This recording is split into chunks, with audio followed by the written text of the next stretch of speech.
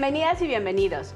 Soy la profesora Elizabeth Orozco y nos encontramos nuevamente con ustedes en Aprende en Casa 2 de la asignatura de Matemáticas correspondiente a primer grado de secundaria. Yo soy el profesor Juan Carlos Becerra y en esta lección daremos continuidad al tema anterior. Recuerden que vimos los diferentes significados y representación de la fracción y fracciones con denominador diferente de 0. En esta lección analizaremos cómo ubicar números decimales en la recta numérica. Compararemos números decimales entre sí para determinar cuál de ellos es mayor, menor o si son iguales.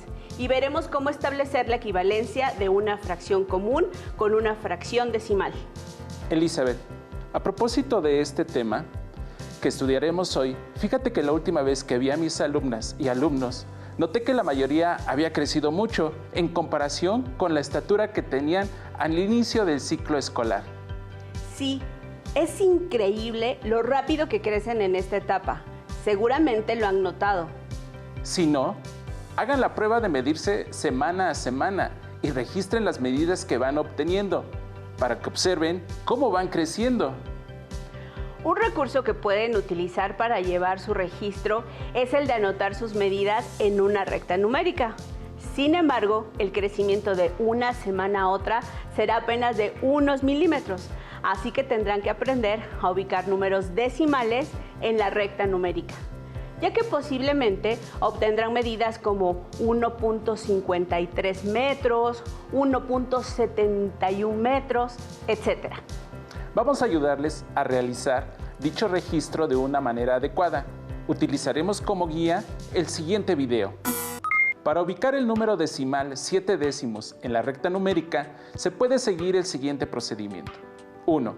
Dado que 7 décimos nos indica por su expansión decimal que en una unidad hay 10 décimos, para ubicarlo en la recta numérica podemos dividir la unidad en 10 partes iguales. 2. Ya sabemos que hay números positivos y negativos. ¿Y cómo ubicarlos en la recta numérica? En este caso, 7 décimos es un decimal positivo y se ubica a la derecha del 0.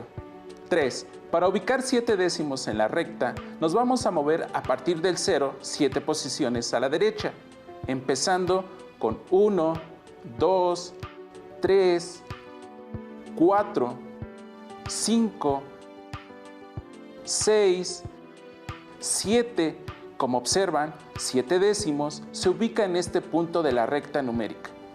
En el caso del número 63 centésimos, identificamos que es un número decimal del orden de los centésimos. Esto significa que la unidad está dividida en 100 partes iguales.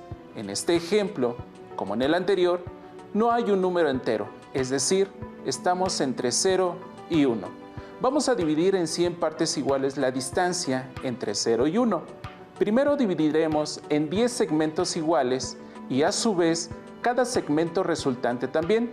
Lo subdividimos en 10 partes iguales. Así que partiendo del 0 tenemos que llegar al 0.63 centésimos, es decir, nos movemos 1, 2, 3, 4, 5, 6 posiciones. Y ahora hay que prestar atención. 3 centésimos está entre 6 décimos y 7 décimos, es decir, el 0.63 centésimos se encuentra en este lugar. En el video que acabamos de observar, ¿se dieron cuenta por qué en la recta numérica del 0 al 1 se dividió en 10 partes iguales? Repasemos el nombre que recibe cada número después del punto decimal de acuerdo con su posición. Para recordar esto, observemos la siguiente imagen. En ella se muestra el nombre de los números decimales de acuerdo a su posición. En este caso, la primera posición a la derecha del punto decimal, donde está el número 5, corresponde a los décimos. Siguiendo el mismo orden, en la segunda posición, donde está el número 3, corresponde a los centésimos. En la tercera posición, donde está el número 7, corresponde a los milésimos. En la cuarta posición, donde está el número 1, corresponde a los 10 milésimos. En la quinta posición, donde está el número 6, corresponde a los 100 milésimos. Y por último, en la sexta posición, en donde se encuentra el número 4 corresponde a los millonésimos. Es importante mencionar que hay más posiciones en los números decimales. Ahora que recordamos estos nombres, vayamos con un ejemplo de cómo pueden ubicar los registros que vayan obteniendo de su estatura en la recta numérica, cuyas medidas corresponden a números decimales. Me parece bien. ¿Qué te parece si el ejemplo lo hacemos contigo? ¿Cuánto mides, Elizabeth? Hoy pues soy muy chaparrita, mido 1.52 metros. Tu estatura corresponde a un número decimal que significa un entero con 52 centésimos. Para ubicar este número decimal, debemos de trazar una recta numérica que en nuestro caso está dividida del 0 al 10 e identificar entre qué número se encuentra el número 1.52. Miren con atención. Seguramente ya se dieron cuenta que un entero 52 centésimos se encuentra entre el 1 y el 2. De acuerdo con este ejemplo, para ubicar los 52 centésimos, debemos dividir en 100 partes iguales la distancia entre 1 y 2, en donde cada división corresponde a una centésima parte de esa distancia. Contemos centésimo por centésimo a partir del 1 hasta llegar a 52 centésimos. 1, 2, 3, 4, 5, 6, 7, 8, 9, 10, 20, 30, 40, 50 y 52 centésimos. Por lo tanto, el número decimal 1.52 queda ubicado en este punto. ¿Siguieron el ejercicio? Intentémoslo una vez más. Carlos, ubiquemos ahora tu estatura. ¿Cuánto mides? 1.73 metros. Perfecto. Usemos la recta numérica para ubicar 1.73 metros. Recuerden que 1.73 es un número decimal, que significa un entero con 73 centésimos. Para ubicar este número en la recta numérica, primero debemos observar entre qué números se encuentra. Al igual que en el ejemplo anterior, un entero con 73 centésimos es mayor que 1, pero menor que 2. Por eso se encuentra entre el 1 y el 2 de la recta numérica.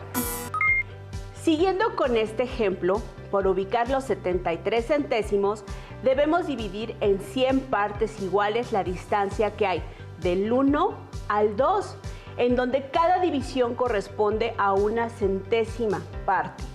Contemos centésimo por centésimo a partir de 1 hasta llegar a 73 centésimos.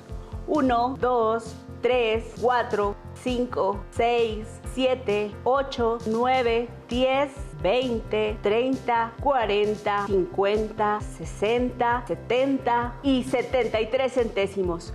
Por lo tanto, el número decimal 1.73 queda ubicado en este punto. ¿Se dieron cuenta? Elizabeth dijo, un entero con 73 centésimos es mayor que 1, pero menor que 2.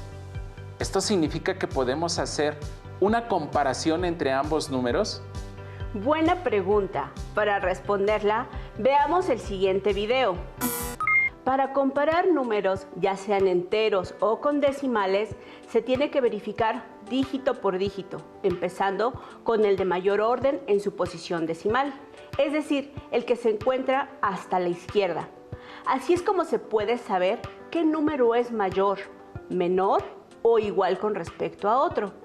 Entonces, en este ejemplo se están comparando los números 1.40 y 1.04. Así que comparando sus dígitos de izquierda a derecha, empezando con 1.40, se tiene al 1 y en 1.04 también. Así que por tener el mismo dígito son iguales hasta el momento. Luego se compara el siguiente dígito a la derecha. En 1.40 es el 4 y en 1.04 es el 0. Se sabe que 4 es mayor que 0 y ya encontramos una diferencia entre los dos dígitos que estamos comparando. Entonces, se sabe que 1.40 es mayor que 1.04. Así es. Podemos hacer comparaciones entre números. Por ejemplo, un entero 30 centésimos es mayor que un entero 3 centésimos. ¿Se dieron cuenta que entre los dos números decimales se empleó la frase mayor que para comparar estos dos números? Me parece una excelente observación, porque a esa frase le corresponde un símbolo. Este símbolo que aparece nos sirve para comparar dos cantidades y significa mayor que. Para representar el símbolo de mayor que, colocamos nuestra mano derecha al frente y usamos los dedos índice y medio como si hiciéramos con ellos una tijera al abrirla. Formemos el símbolo. En este caso, la apertura más grande indica el número mayor y la unión de nuestros dedos indica el número menor. Para el símbolo menor que, hacemos exactamente lo mismo, pero con la mano contraria. Con lo que acabamos de ver, ahora realicemos la comparación entre los dos números que ubicamos al principio en nuestra recta numérica, 1.73 metros y 1.52 metros. 1.73 es mayor que 1.52.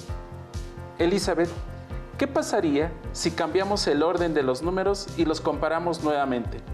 Al comparar estos números, el de la izquierda es de menor orden de magnitud con relación al de la derecha. Entonces podemos afirmar que 1.52 es menor que 1.73. Y entonces, ¿cómo distinguimos que dos números son iguales? Para ello observemos el siguiente video. Vamos a comparar a 0.320 con 0.32. Observemos que la parte entera únicamente tiene un dígito y es 0. Entonces, empezando a comparar dígitos de izquierda a derecha, tenemos a 0 de un lado y 0 del otro lado, donde 0 es igual a 0. Luego pasamos a la parte de los decimales. Aquí está el punto decimal y comparando la primera posición a la derecha del punto decimal, se tiene en el primer número un 3 y en el segundo también, llegando a otra igualdad. Ahora pasamos a la siguiente posición. En el primer número se tiene un 2 y en el otro también. Así que continuamos con las igualdades entre los dígitos. Finalmente, en la tercera posición del primer número se tiene un dígito 0, pero se observa que en el del segundo número no tenemos dígito. En estos casos hay que agregar un 0 para tener la misma cantidad de dígitos en la parte decimal y así poder comparar los números. Una vez que tengamos nuestra tercera posición decimal en el segundo número, podemos compararlos de nuevo. Llegamos nuevamente a una igualdad, ya que 0 es igual que 0 y se concluye después de comparar todos los dígitos de ambos números que son iguales. Analizando todo lo anterior, podemos concluir que hay tres símbolos que nos permiten comparar dos números: mayor que, menor que e igual que. Es importante recordarles que al comparar dos números decimales, estos deben tener la misma cantidad de cifras antes y después del punto decimal. En caso contrario, podemos agregar tantos ceros sean necesarios a la izquierda o a la derecha del número. Esto no cambiará su valor. Veamos un ejemplo de nuestra vida cotidiana, en el que sin darnos cuenta, invariablemente realizamos comparaciones entre cantidades que representan un número decimal. ¿A qué te refieres, Juan Carlos? Sí, les explico. ¿Se han fijado que los productos alimenticios deben de tener una tabla de información nutricional, la cual refiere el valor energético y los nutrientes que contienen, como proteínas, vitaminas, grasas, etc.? Entonces, aprovechemos esta información para comparar productos similares y determinar cuál es el que más nos beneficia. Sí, tienes mucha razón. Es algo que yo hago con los jugos de fruta, la leche, el cereal y con otros productos. Veamos juntos un ejemplo.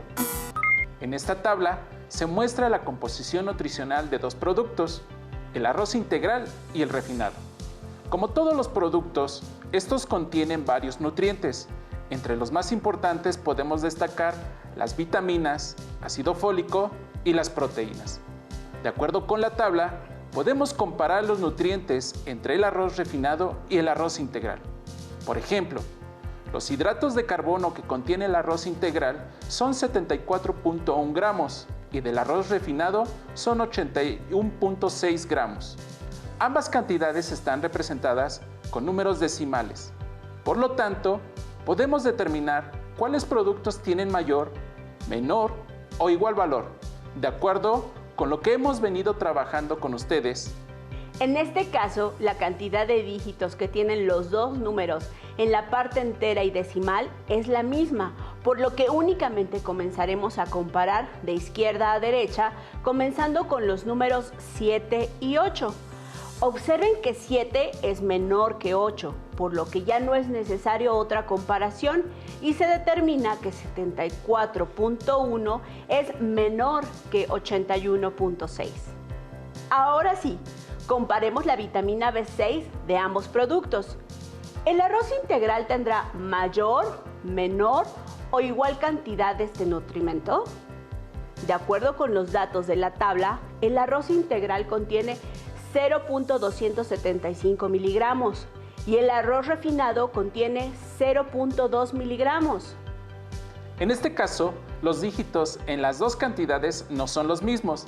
De acuerdo con lo visto anteriormente, se deben completar agregando 2 ceros a la derecha del segundo número para poder hacer la comparación. Comencemos a comparar de izquierda a derecha. Analizando los números que están en la posición de las unidades, vemos que en los dos números hay un 0, por lo que son iguales.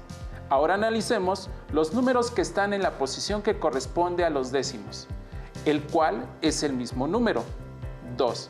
Al ser iguales, continuamos con la misma comparación de los centésimos, donde 7 es mayor que 0, concluyendo que 0.275 es mayor que 0.2.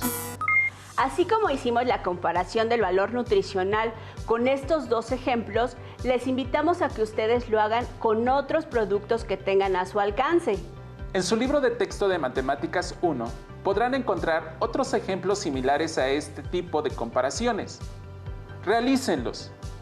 A propósito de los productos que comparamos, ¿se han fijado que cuando han ido a comprar tortillas y piden, por ejemplo, medio kilogramo, el despachador coloca en la báscula 500 gramos? Tienes mucha razón. ¿Esto significa que medio kilogramo es equivalente a 500 gramos? ¿Cierto? Exacto. Lo mismo sucede si pedimos un cuarto de kilogramo de tortillas. El despachador coloca la báscula en 250 gramos. Muy bien. Esto quiere decir que medio kilogramo es equivalente a 0.500 kilogramos y un cuarto de kilogramo a 0.250 kilogramos. Al ser equivalentes, podemos emplear dos representaciones distintas para referirnos al mismo valor. Así es, Carlos. Existe equivalencia entre números decimales y fraccionarios y también entre fracciones, como veremos en el siguiente video. ¿Cómo se puede convertir una fracción común en fracción decimal? Una manera es la siguiente. Convierte la fracción común en número decimal y después el número decimal en fracción decimal. Veamos un ejemplo. Considera la fracción común 7 octavos. Para convertirla en número decimal, divide el numerador entre el denominador, es decir, 7 entre 8. De este modo, obtenemos que 7 octavos es igual a 875 milésimos. Para convertir este número decimal en fracción, observemos cómo se lee 875 milésimos. Esto nos da la clave para escribir en el numerador el 875 y en el denominador el 1000. Así, 7 octavos es igual a 875 milésimos. Las fracciones comunes son equivalentes a una fracción decimal, como pudieron observar en el video. Sí, estas fracciones se caracterizan porque al dividir el numerador entre el denominador, en algún momento se obtiene un residuo de 0. Como observamos en el ejemplo, 3/4 es equivalente a 0.75 y este número decimal se lee 75 centésimos. Y esto nos da la clave para escribir en el numerador el 75 y en el denominador el 100. Así 3/4 es equivalente a 75 centésimos. Entonces, 75 centésimos es una fracción decimal porque el denominador es una potencia de 10. Esto quiere decir que todas las fracciones que tienen un denominador representado con una potencia de 10 son una fracción decimal. Por ejemplo, 3 décimos, 12 centésimos, 345 milésimos, 69 10 milésimos, etc. Entonces, con base en lo que hemos visto durante esta lección, ¿podremos afirmar que cualquier fracción es equivalente a una fracción decimal? ¡Qué buena pregunta! ¿Ustedes se preguntaron lo mismo? Para resolver esa duda, veamos el siguiente video. Hay ciertas fracciones no decimales, como 1/3, 5/9 o 12 séptimos, que representan una división cuyo cociente es un número infinito, ya que siempre se podrá agregar un número más al cociente porque nunca se obtiene 0 en el residuo. Este tipo de decimales se llaman decimales periódicos, porque su parte decimal es infinita y se repite de manera regular. En el caso de 1/3, el cociente será 3 de manera sucesiva. En el caso de 12 séptimos, los cocientes serán 7, 1, 4, 2, 8, 5 y de nuevo 7, 1, 4, 2, 8, 5 y así de manera infinita. Como vimos, hay fracciones que no tienen equivalencia con una fracción decimal, porque al dividir el numerador entre el denominador, el resultado es un número decimal infinito. En consecuencia, no se obtiene un residuo de 0, por lo que podemos concluir que las fracciones que se representan con un número decimal finito tienen una fracción decimal equivalente. Antes de terminar, queremos proponerles un juego que servirá para fortalecer uno de los temas que vimos hoy: comparación de números decimales. El juego se llama ¿Quién forma el número más grande?